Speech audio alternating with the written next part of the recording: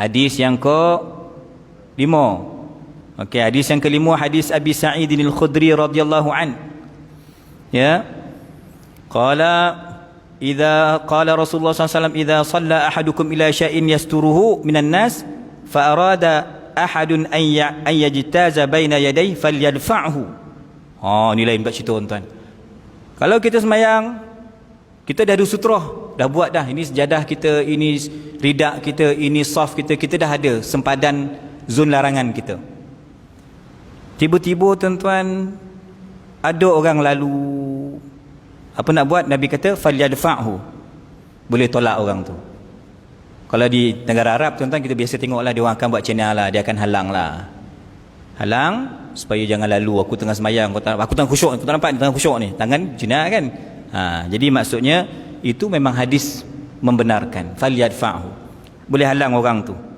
Dalam bahasa terjemah boleh tolak dia, falyadfa'hu. Fa in aba, yang kawan ni pula dogi, tak faham. Yang lalu ni orang datang seminggu sekali Jumaat, itu pun tolak masa khutbah.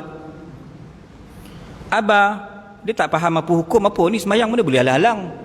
Kau semayang macam mana? Dia salah kau orang semayang. Padahal orang semayang tu ada hadis dia ni, boleh tolak. Kalau orang yang lalu tadi tetap nak lalu juga, tak puas hati sekali, pusing pula kali kedua, falyuqatilhu, kata Nabi SAW, kau boleh lawan dia.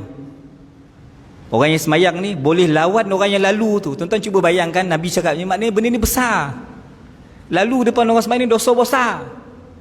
Dia dogil juga, lalu lagi tinju dia, tumbuk dia, falyuqatilhu, lawan dia, perangi dia. Sebab apa? Yang lalu tu bukan orang lagi. Nabi kata fa innama huwa syaitan, yang lalu tu bukan orang lagi. Muka orang, misai janggut ada, hidung ada, badan tangan ada, tapi itu syaitan.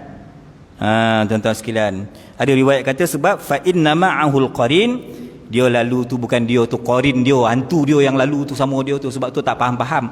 Orang dah halang ni faham lah, bagi syarat tak boleh lalu orang tengah semayang. Dia lalu juga boleh halang, boleh tolak, boleh tuan-tuan, boleh apa tadi, boleh lebih lagi, falyuqatilhu tu tikam dia, bunuh dia. Nanti dulu tuan-tuan, saya ingat dulu baru saya balik Mesir lah, 2003 saya balik Mesir tuan-tuan. Saya singgah semayang asar Masjid Rasah, Masjid Bandar Rasah, bawah flyover tu. Singgah semayang asar, tapi lambat, jemaah dah habis. Saya semayang lambat lah tuan-tuan. Jadi ada satu brother tu semayang, saya dah habis lah, saya tengah wirid. Dia seorang tu semayang tuan-tuan, tengah semayang ada orang lalu depan dia. Jadi dia mengaji hadis Bulughul Maram ni 2003, dia dah khatam ke orang tu lalu, jadi yang setengah semayang apa buat dia cuba halang tuan-tuan. Dia cuba halang orang ni lah, lalu dia tengah semayang. Ini kau salah larangan lah. Apa tuan-tuan, brother tu poning ke memang syaitan betul. Dia ambil helmet, dia bodok orang tengah semayang ni. Memang syaitan betul lah tu. Patut yang boleh bodok ni yang tengah semayang ni, dia pula yang bodok orang semayang. Habis jam tuan-tuan.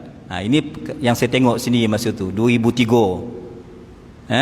Ini sebab apa tuan-tuan, tak faham. Cuma apa yang disebut juga ulasan Syekhuna almarhum Dr. Nuruddin Itir di sini, dia kata apa, tak adalah suka parang orang tu dah, kata jangan kau parang. Dia standby parang dia tu, podang dah ada, pistol pun ada kan, letak kat pinggang tu pistol macam cowboy. Siapa lalu depan dia tembak tu, pam. Tak adalah suruh macam tu tak, itu salah faham. Sebab itu tuan-tuan, orang yang baca hadis, kata Syekh Nuruddin di sini, Syekh Nuruddin Itir, Prof dia kata tuan-tuan, orang yang faham hadis secara zahir, dia tak talaki bahaya. Contohlah kita tengok YouTube, hadis ini menyarankan tolak, kalau tak boleh tolak tumbuk, kalau tak boleh tumbuk tikam. Wah, menarik ni Islam ni.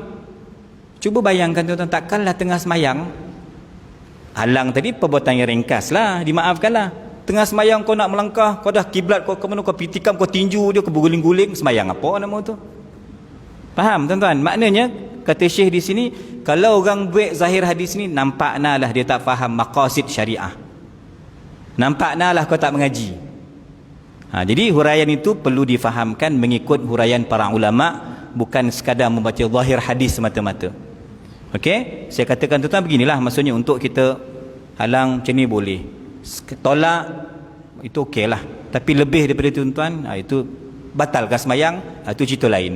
Berhentilah tuan-tuan, kau sembahyang lagi sekali tuan-tuan. Sebab ya perkara itu tadi tak selari dengan tuntutan syariah, tuan-tuan, keindahan syariah kita. Okey.